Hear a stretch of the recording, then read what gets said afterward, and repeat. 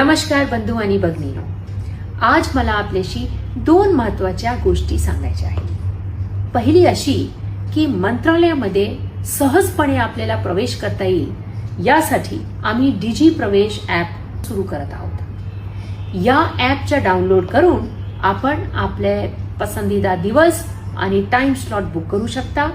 मंत्रालयाच्या बाहेर रांगामध्ये उभं राहण्याची गरज पडणार नाही आणि सहजपणे आपल्याला या इमारतीमध्ये प्रवेश मिळेल आणि आपण आपले कामासाठी आमच्याशी संपर्क करू शकता। म्हणून सर्वांना माझी नम्र विनंती की आपण या डिजी प्रवेश ॲपचा जास्तीत जास्त वापर करावे।